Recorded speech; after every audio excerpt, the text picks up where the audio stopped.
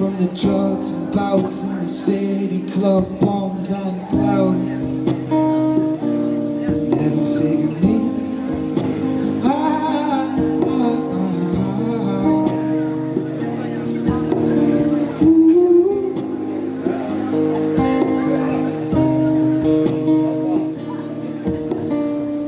My name is Darragh, and I am going to try to demystify the microbial magic that binds us together in this molasses.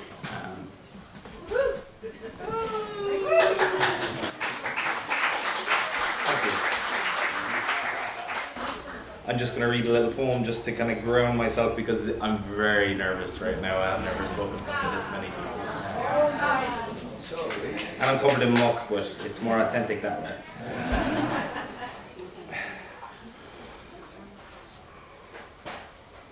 Expansion. Where could you go without expansion? Not far, but near, inside your fear, trapped in your own trepidations. Sit proud and strong, breathe deep and long, and don't wait for patience. Be here and now amongst enmeshed existence. Connective curiosity allows luminosity. Life is light and full of love. Don't cower or weep, embrace the fleet of feelings. Expand and grow, and life will show your natural expression. Grow. Breathe deep and long in your song. It's an orchestra that you are creating.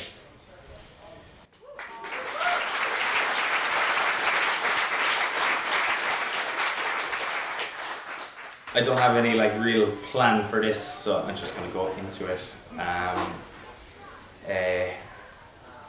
My name is Darragh. I was born in Cork. I grew up in Blarney, and I travelled to Vancouver and Berlin, and then to Ballydesmond in the middle of lockdown. So Berlin to Ballydesmond was nearly like a reverse PTSD or something. But I suppose what has brought me on this journey to being asked to speak at an event like this and talk about how to, bring back the intelligence of the soil beneath our feet is that I was sick when I was younger, I was very depressed when I was younger. I always had this, it's probably from the famine or some shit like that, but I didn't know where it was from. But anyway, it only became apparent to me when I started to actually look into myself when I was in college and when I was probably abusing, alcohol and things like that. So ended up getting sick. I got an autoimmune disease, hypocortisolemia, or Addison's disease. And around my 21st birthday, I had some very connective moments with Mother Nature, we'll say. And I knew that I had to go a different route. I couldn't stay on these medications. I was only 21. I was playing hurling every day, from the age of 4 on, and now I couldn't walk or get out of the bed properly, So I knew I had to go a different route, and so the doctor was no help. Yeah, no help. But I got myself off the medication by kind of getting into the microbiome was all big at that time, and I just read everything about it, and it was great because UCC had so many lovely studies about it, and at the time I felt so connected, just because I knew the place. So when I was over in Canada, I used to study that all the time, and I just gave up sugar and ate beef liver with nose pegs on. And just tried to have an ancestral diet. Essentially, I was trying to reawaken, a non-chemical, toxic environment for all my fellas down here, So that's kind of what I did, and I ended up getting off the medication. I won't bring you through the whole lot of it, but over a year, I tapered myself down and I got off all that, and I was radicalized then, I suppose. Yeah, definitely. Because I was oh my God, everybody has to know the power of, this, we're being, it's not our fault that, there's heavy chemicals latent in nearly all the cells of our body. In America, there's that Roundup stuff, glyphosate, is in 75% of the air in America tested. So like, and that's the most potent antimicrobial, and anti-anything is like shouldn't be anti-anything, like you should be pro-life, like pro-love, you know. Sorry, I'm kind of lost there now, there's a lot of eyes. But yeah, so I kind of studied diligently after that. When I got my energy back, like it was obviously like a complete reawakening. And like all my friends, the same age group as myself, like I was 22, I was living in Vancouver full of 17 Irish lads, like during the summer because of the J1, it was terrible, like, and I was the only one like cooking, you know, no sugar, no gluten, all this like inside in this madhouse anyway. But I knew that was my purpose, and I didn't know where it was going to lead me.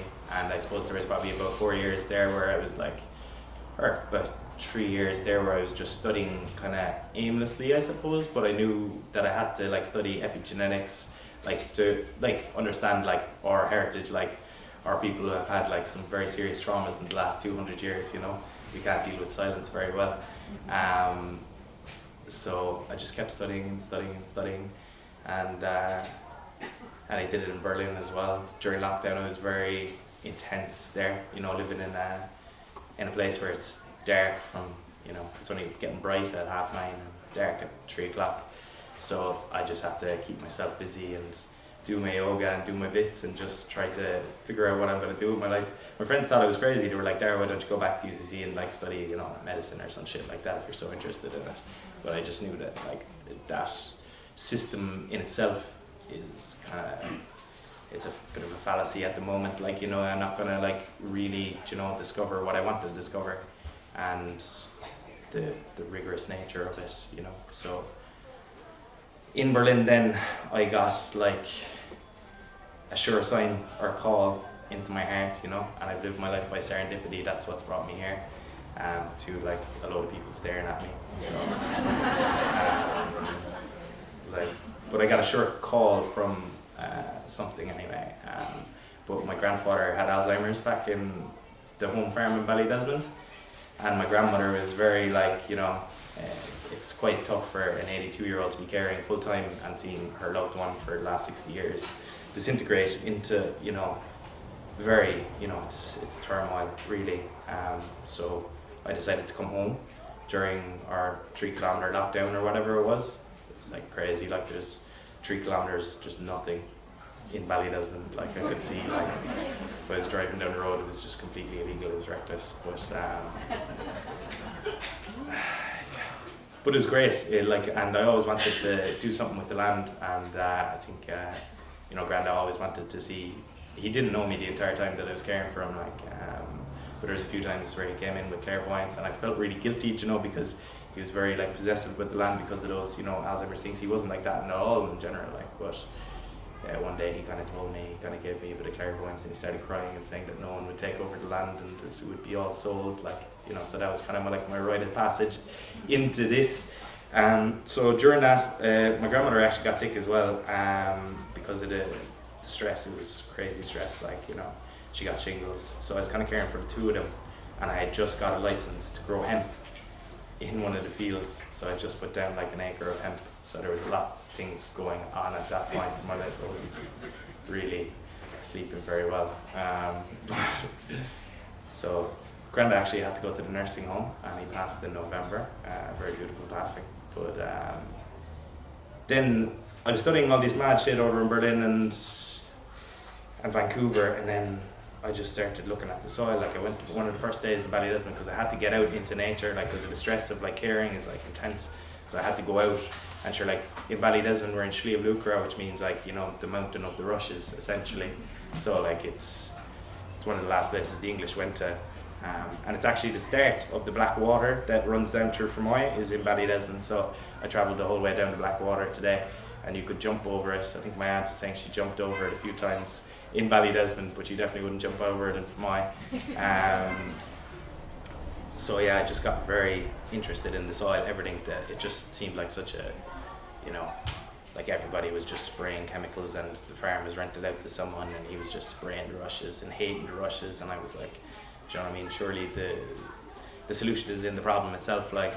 So yeah, I was definitely very wanderlusty and thought that I was going to fix it in a minute, like with some weird rush concoction that I was going to make up, but I didn't. But it led me to study with the Soil Food Web, which is a large scale land regeneration company. So they train you how to look at the soil as a living entity.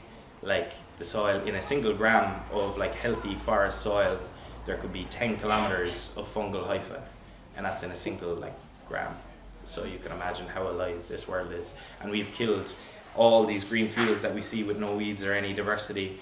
We've killed all those. So like we've left the land, we've literally left Danann barren,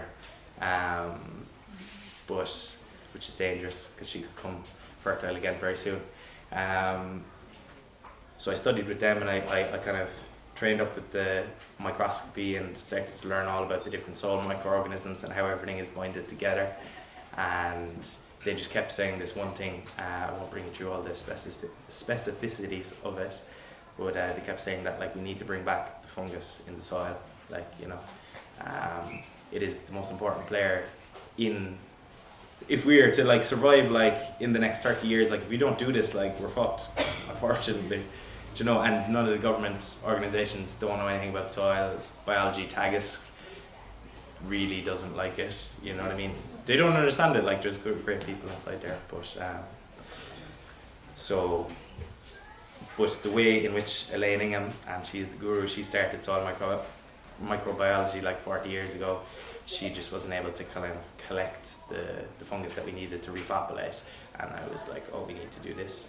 So then I signed up for this course. It's called Korean Natural Farming in the Stacks place out there in Limerick, and I had two beautiful teachers, Tom Stack and Chris Trump, and they taught me the indigenous microorganism technique essentially, and it's very accessible and it's very fun. And all the byproducts are like edible. It's a sustainability wonderland, like really. So I'll probably try to explain that with you now, and I'll pass around some stuff. You can have a little taste and things, and you can put your hands on some replicating microorganisms if you want. And you'll all like get inoculated, and you'll also inoculate the pile along the way. Inoculation means like essentially like we're like way more microbial than we are human. Like they say anywhere from between 10 to 1 to like thousands to 1, and even in this air like that is binding us all right now, 60% of that air could be all this specific little microbe called lactobacillus. It's in the probiotics and stuff like that. And we're buying probiotics from like labs made in probably Japan or somewhere, when like you have literally in a very few simple processes you can culture your own indigenous microbes, which are obviously going to work much more congruently to your old system. So yeah, it's a bit kind of like witchcraft really, but it's based in like very solid scientific microbial principles. So you go out to the woods. I go to Clarny. Clarny is the closest place to Ballydesmond really, where civilization is. So you have a box like this, and you go out to like a place where like not to like planted forestry, somewhere natural, like and there's not many left, like, and we're a people of trees, and I think Siobhan had talked about that many a time. You sweep away the leaf litter. You see all these brown lovely leaf litters, so you sweep that all away, and you'll see this lovely like humus, you know what I mean? It's this dark lovely soil, and that's the stuff with all the fungal life, because anything that you see is woody outside, any tree, every bush, everything like that is more fungally dominated than bacterial dominated. There's this thing called a fungal to bacterial ratio. And weeds, I really like weeds a lot, okay? I think they get a very bad rap. They're just telling us things, but they're bacterial dominated. And then we keep killing them with the glyphosate, and we expect the fungus to come back, but the bacteria will replicate first, and you'll get more weeds. So that's just kind of what it is. So you sweep away the leaf litter, you find that nice humusy soil, you look around, you might see like a little few strands of white, and that's a fungal hypha. They're the things that actually glue the soil structure together, create the air, and transfer nutrients directly to the roots of the plant. So when you see a tree, what is above ground is below ground, like essentially. Like 95% of plants will make a fungal association. So they will directly inject into the roots like a fungus. It's literally like a little tree that they inject, which is kind of funny because like it's, you know, it's replicating itself. So the carbon they'll do all this photosynthesizing, bring it down to the roots and give, you know, food to the fungus, but that food is a specific signal to go get magnesium. And then the fungus with its powerful enzymes, they're the chemists of the world, they go and they mine it off of your sand, silt or clay or whatever bedrock that you have, and they give it back to the plant. So you sweep away the leaf litter, you put the box on the ground, you parboil rice. So like you're just wanting to like chew it, you know, and you wouldn't serve it to people, like you don't want to boil it too much. You put that into the box, you cover it over the top here with like a bit of kitchen roll or something like that, and a grate. I don't have one with me, but just a grate to keep out the mice and things like that. And underneath there's loads of holes. I have loads of stuff in this, so I'll pass it around anyway, but there's loads of holes. So what will happen over to that period, we're coming into a good collection time now, is that the mycelium network, which is just basically the word for how fungus work underground, the network of fungus, the intelligence we'll say, will come up and eat all of the rice. And you'll just pick out, like if you put in a kg of rice, you'll pick out, and a full kg of rice will be like at 48 degrees and it'll be all stuck together like that. And then you can, you know, essentially you make that dormant because that's your baby, like, you know what I mean? If you go up to an oak tree, obviously you have to ask consent of the trees. People will look at you queer, but that's okay. You ask the tree first, you know. I have got a few no's from trees. They said fuck off, like,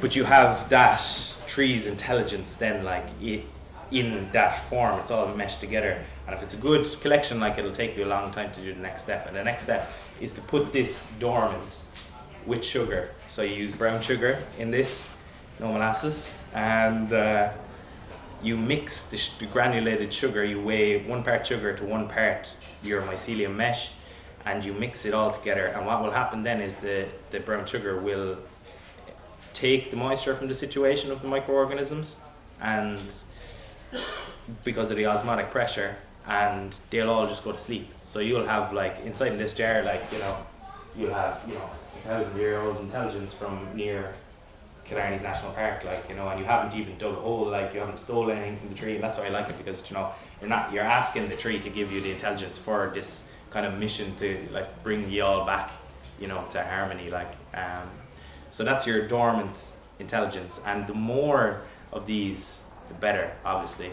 But biodiversity is a very, like, greenwashed word, and it actually kind of, like, irks me deep inside when people use the word biodiversity, because it's just not understood.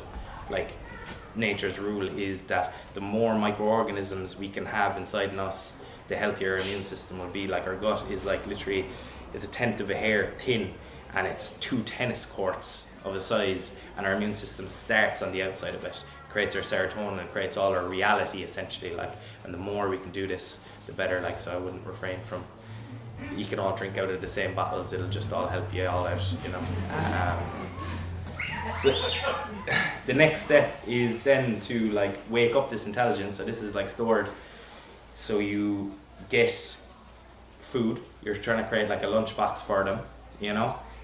So you get oats and wood chip, say, that's what we use here in Ireland anyway, because they're readily accessible. And you try to bring moisture back into the equation for these guys. So, like, to grow a big collection, you might only need a little handful of each, like, tiny little handful, but they'll grow because we're going to give them loads of food. So you mix them into the water. You'll have a big bucket, essentially, and you'll squeeze it, and you'll see the spores and the little microbes. You'll see this cloud of love coming back into the water. And then you add in your different ingredients here, which you learn to do with the course, we'll say. And you give them in ratios, tiny little ratios. Like this, something this size now could do a couple of ton worth of mycelium, because it exponentializes every time. Because they grow every 20 minutes, like, you know what I mean? They just fly it. So after, like, 2 or 3 days, I'll pass it around. It'll make more sense for you to get your hands on it. But it'll start to create loads of heat, and it actually attracts loads of like weird beetles and stuff like, but it'll start to try to bind the oats in the wood chip. So you're giving the mycelium a place to live, and you might want to pass. Could you pass that around? You can kind of put your hands on it. It's quite hot, but the heat is actually just coming from the replication of microorganisms. So like every millionth of a degree is one microorganism replicating, and they could be dying at the same time. So there's way more going on. Like, you know, their concept of life and death is very slim. So like this is what we call, I'm not going to say indigenous microorganism because it's an absolute mouthful. One guy that I work with, actually, he's gas, but he like microorganism is just too big a word for him. He doesn't really know organism that well, but I won't out him now, but he says microorgasm, and it's very funny.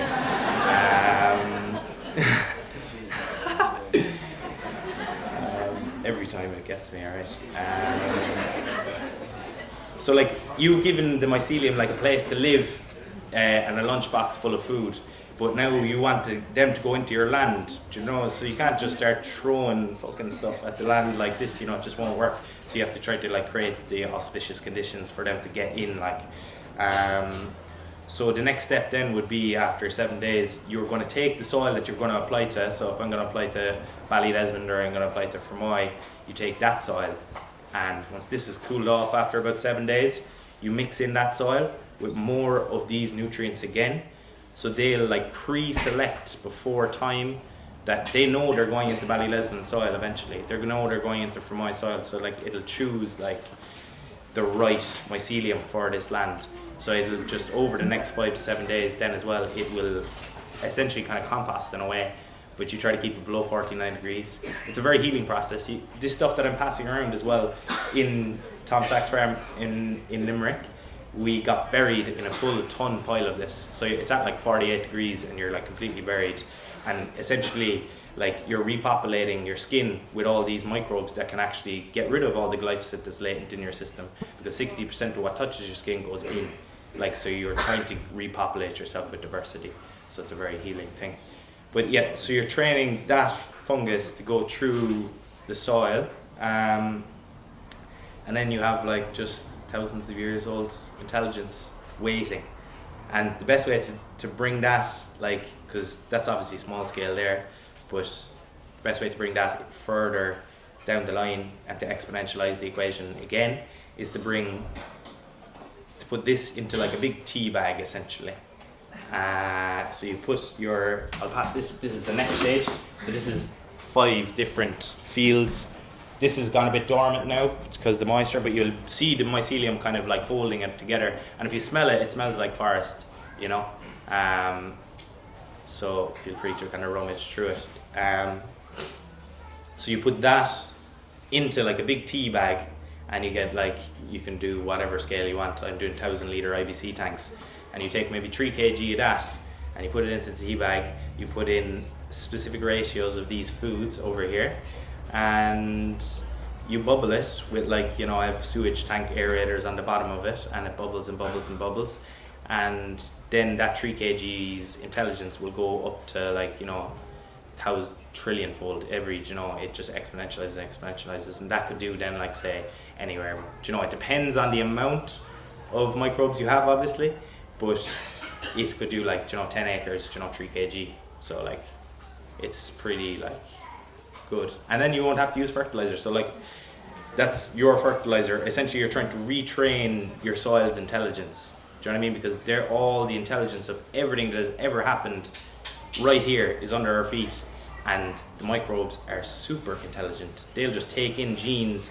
from random times, from the famines, whatever, like, you know, Cuchulainn, whoever, and they'll take them in together and they'll bring back the soil. So you could actually, you see different species of grass coming back, different native species, and then the microverse brings the macroverse. So like everyone is like biodiversity, and they're like, you know, the hen harrier, like, and all this stuff. But like, you have to start with the smallest, and then it extrapolates out. So you go from small, the small will attract in the rest of what we need, and we need it direly at this present moment in time, because if you look at any agricultural field there now. If you look out to all these lovely fields, and if you look at them under a microscope, there is literally only bacteria, single cell bacteria, and that's just not how nature works, you know. So yeah, that's kind of it. I might pass out more of these stuff if you want to taste them. There's some fermented seaweed here. It's very tasty, actually. It's fermented with sugar, so it's like a salty, sweet kind of mix, like.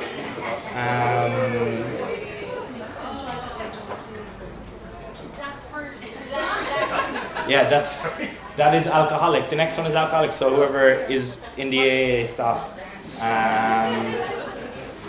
That's like 5 tinctured herbs.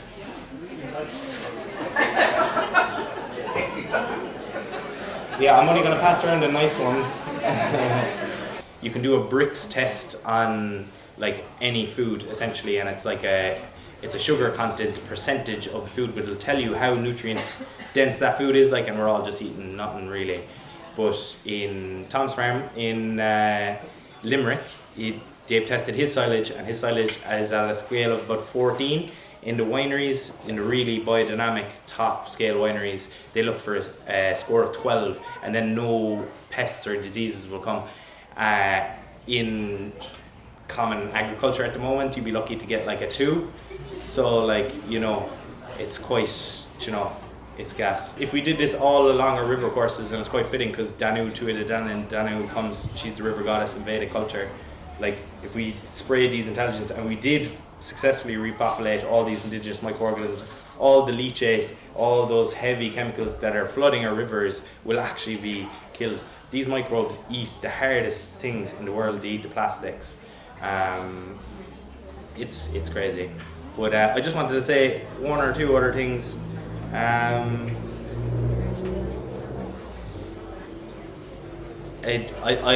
don't mind anything about veganism or anything. I'm not like a vegan hater by any means, but I just want to like get the point across that like the diversity inside in your gut is the most important thing.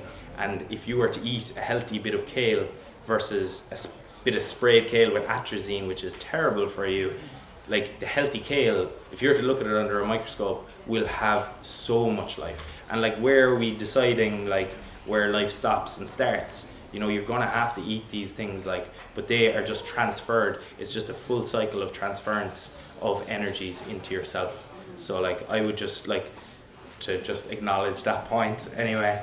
And like, it's just, these are mad thoughts right now. And we're giving our cattle gas-made fertilizer as a nutrient for our grass. It's truly gas, methane. So if we are to sustain being able to keep our cows less explosive and stable, we might have to feed them a proper Edelweiss meadow full of medicinal yellow and green with a sheen of fat off of every beam. The fertilizer industry is a complete sham because it was after World War I when they started making atmospheric nitrogen bombs that then they were like, oh fuck, we have loads of factories, what are we going to do? And then someone threw it on the sunflower and the thing went to the sky, and obviously you gave it cocaine, like, and it just flew up, like, you know. So, but we get, what is it, Russian gas, my friend says this quote the whole time, African nutrients, and we fly them over to Ireland, we give them to our grass, give them to the cows, they make the milk, we then send our milk to China for baby food. You know, it's the perfect circle, really. But yeah, that's kind of the crack of it, really, I suppose. Yeah. I'm intimidated by the amount of knowledge that you have, in terms of bringing it home to our houses. How much knowledge, how much learning do we have to, like, I feel like I have to go to college for 5 years to understand. No, you see, this is a very wordy process, like, do you know what I mean? I'm pretty good with words. My sister is very introverted and she doesn't like to speak. She's down the back there. Thanks, Mern. But like, Mern doesn't know any of these, like, she does know the concepts now because I've been rabbiting on about it for so long, but like, she didn't know how to do any of it. But if you get your hands in it, it's a very beautiful process, and loads of people could do it together, and it's very easy after you get to know how to do it. Is a course, Oh yeah, there's a course in with Chris Trump, my teacher, and Tom. in, yeah, they're going to do it every year. It's in the old refractory in Croom in Limerick.